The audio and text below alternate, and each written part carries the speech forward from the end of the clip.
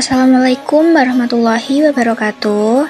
Perkenalkan, nama saya Dinda Ayu Silviana dari Prodi BK5C NIM 230801078.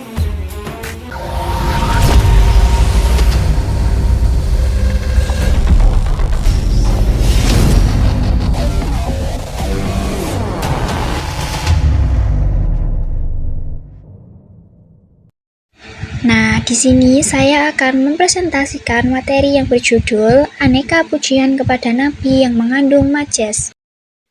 Selanjutnya, yang pertama ada majas dalam redaksi sholawat.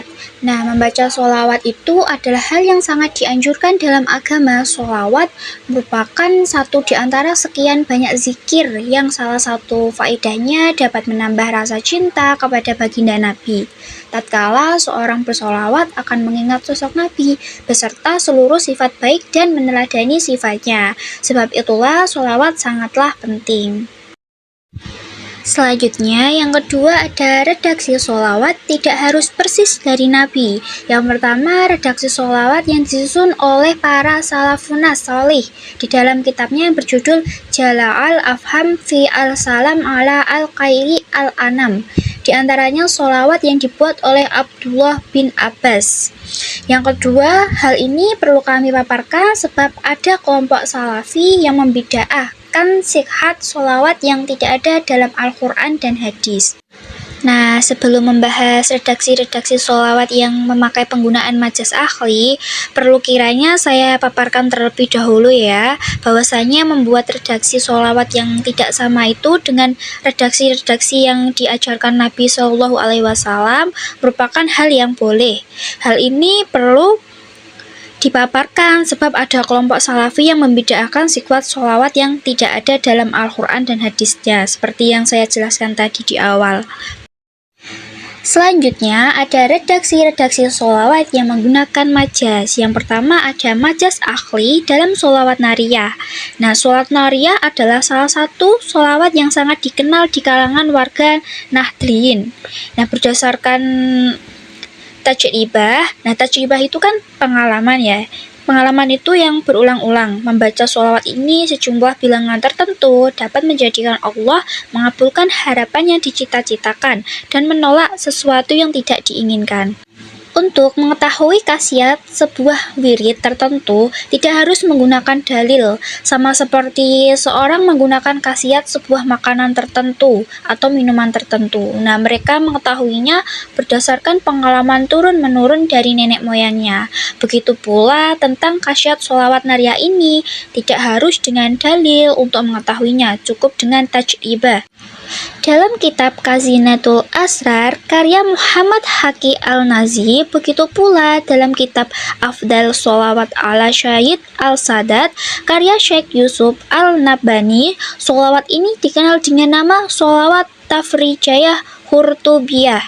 Sholawat ini oleh orang-orang Maroko disebut dengan sholawat nariyah.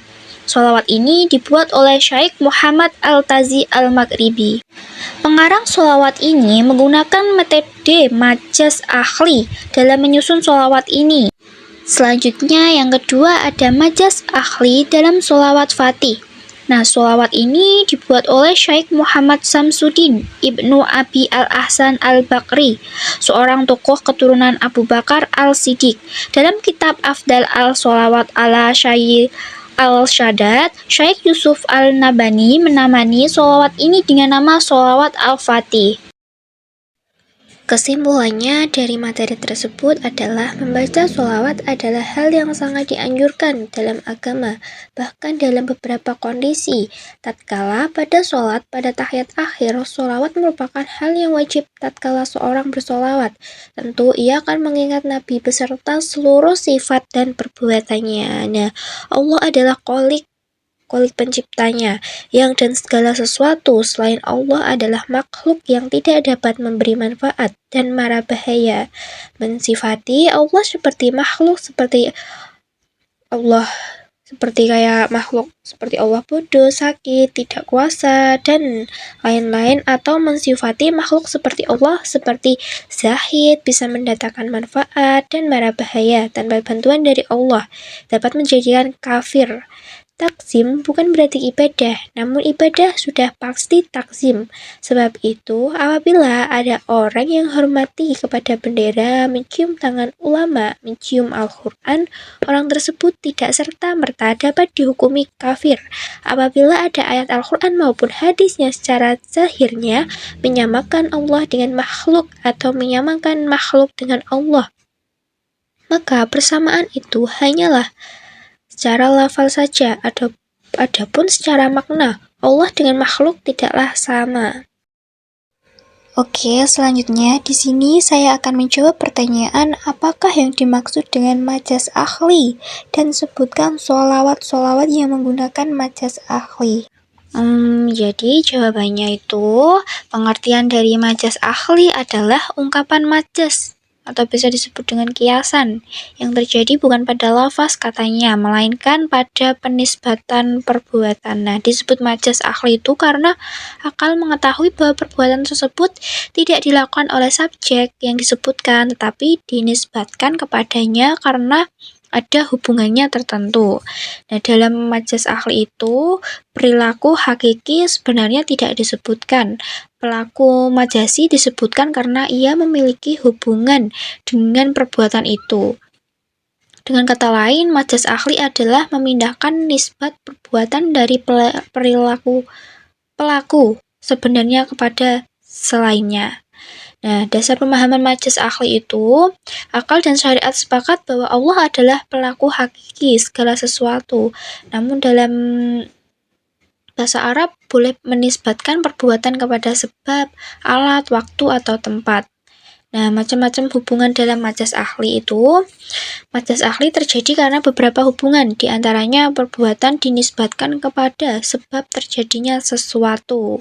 Nah, selanjutnya dinisbatkan kepada hasil dari perbuatan, terus dinisbatkan kepada waktu terjadinya perbuatan, terus dinisbatkan kepada tempat, dan terakhir dinisbatkan kepada alat. Nah, majas akhli ini dalam sholawat banyak yang menggunakan majas akhli. Hal ini tidak bertentangan dengan akidah, karena Allah tetap diyakini sebagai pelaku hakiki. Nabi Muhammad SAW hanya sebagai sebab, wasilah, dan perantara. Nah, sholawat-sholawatnya itu contohnya seperti sholawat nariyah. Nah, sholawat nariyah itu majas akhlinya terurainya kesulitan bukan perbuatan Nabi secara mandiri. Pelaku hakiki adalah Allah, Nabi disebut karena beliau sebab turunnya pertolongan. Yang kedua ada sholawat munjiat. Nah, sholawat munjiat ini di majas akhli, penyelamat hakiki berasal dari Allah. Terus dinisbatkan kepada Nabi karena beliau wasilah keselamatan. Terus yang ketiga ada sholawat tibil khulub. Nah, sholawat dalam majas akhli ini kesembuhan hakiki dari Allah. Nabi disebut karena ajaran dan sunnah beliau menjadi sebab kesembuhan. Terus yang keempat ada sholawat fatih. Nah, di dalam majas akhli ini, sholawat fatih yang membuka hidayah dan rahmat dari Allah. Nabi disebut karena beliau pembawa risalah. Nah, terus yang kelima ada sholawat badar. Nah, sholat badar ini di majas akhli terurainya kesulitan dari Allah, dinisbatkannya kepada Nabi karena kehormatan dan syafaatnya beliau.